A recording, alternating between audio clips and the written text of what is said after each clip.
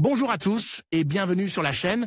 Je suis Gabriel Fontaine et ici on parle auto sans prise de tête. Conseils pratiques, explications techniques, accessibles et réponses claires à vos questions de tous les jours. Que vous soyez débutant ou passionné, vous allez trouver ici de quoi mieux comprendre et entretenir votre voiture. Pensez à vous abonner, à laisser un petit like et restez avec moi jusqu'à la fin de la vidéo.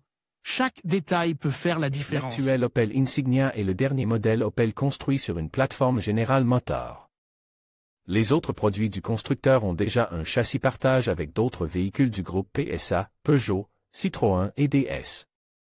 Notre directeur éditorial, Juan Francisco Calro, a récemment testé cette berline en version Grand Sport avec le moteur 2,0 litres. Turbocompresse de 200 chevaux, l'une des meilleures voitures de l'histoire moderne d'Opel, probablement la meilleure Insignia jamais fabriquée. Et une voiture qui clôt une ère dans l'histoire de la marque. À l'occasion de l'essai de l'Opel Insignia Grand Sport 2.0T, la dernière version essence de la voiture telle qu'on la connaît. Aujourd'hui, en 2022, elle passera d'une grande berline à un crossover familial. Juan Francisco Calro passe en revue quelques-uns des meilleurs modèles d'Opel au cours de son ERE moderne et appartenant au groupe automobile américain General Motors. C'est le cas de l'Opel Manta, avec une esthétique radicalement différente de celle proposée par d'autres marques et une bonne tradition.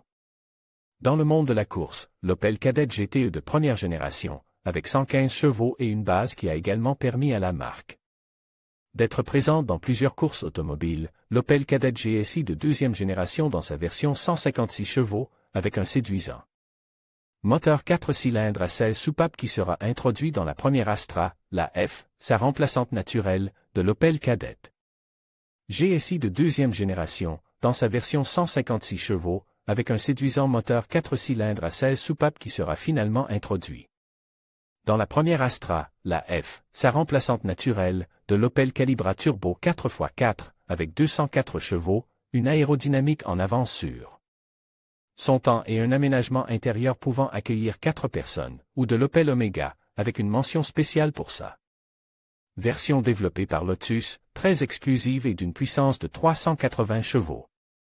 Le reste de la liste développée par Juan Francisco se compose de la première Opel GT, de la Corsa GSI, de l'Astra G Coupe Turbo Berton, du Speedster, du Meriva OPC et de cette Insignia Grand Sport qui sert de frontière entre ce qu'était Opel, une marque aux valeurs forte associée à la sportivité, et ce qu'elle est aujourd'hui, une marque sans positionnement clair sur le marché, à la merci de ce que Stellantis, la nouvelle société issue de la fusion des groupes automobiles FCA et PSA, décide à son sujet.